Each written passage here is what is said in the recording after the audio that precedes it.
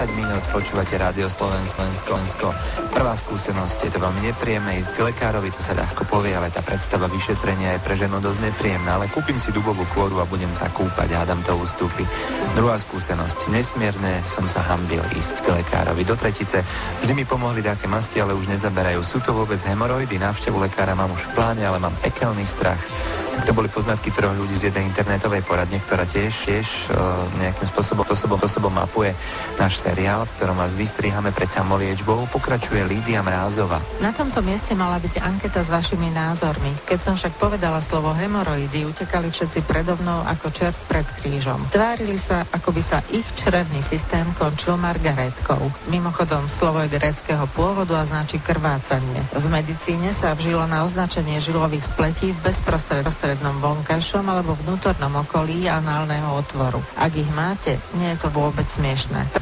Preto postihnutí často naletia na inzeráty typu zbavte sa hemoroidov jednoducho a rýchlo. Natierajte masťou postihnuté miesto denne a po pol roku ste úplne vyliečení, hovorí reklama. Docent Ladislav Kužela z gastroenterohepatologického centra však hovorí, že po takejto pseudoliečbe môže byť neskoro. No žiaľ veľmi neskoro. Je to taká oblasť intimity človeka, že nechce sa s tým zveriť lekárovi, ale v prvotných príznakoch sa snaží to riešiť sám, respektíve za pomoci rád susedov. Niektorí oslovia najprv lekárnika a keď nezaberá, prichádzajú potom k nám. Človek, ktorý nepríde včas, čo ho môže postihnúť? Viacero vecí. Hemoroidy, teda zlatú žilu, musíme najprv jasne zdiagnostikovať, až potom liečiť. To značí, že nikto doma zatiaľ nemá také zariadenia, ktoré my používame na vyšetrenia, aby si to sám zdiagnostikoval, pretože jedna vec sú príznaky, ale príznaky svedčiace pre toto ochorenie môžu byť aj s prievodným javom úplne iných ochorení a častokrát aj o mnoho vážnejších. Musím vystrašiť až prípadného nádoru hrubého čreva, respektíve konečníka.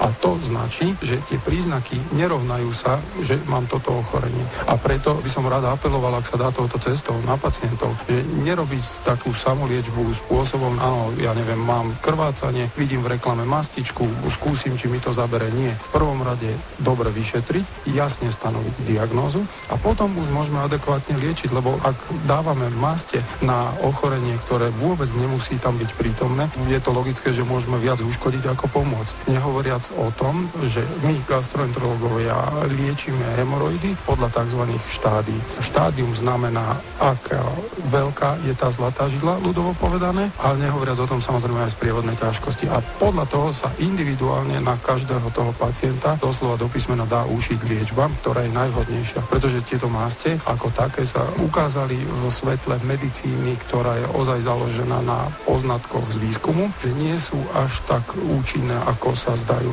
byť.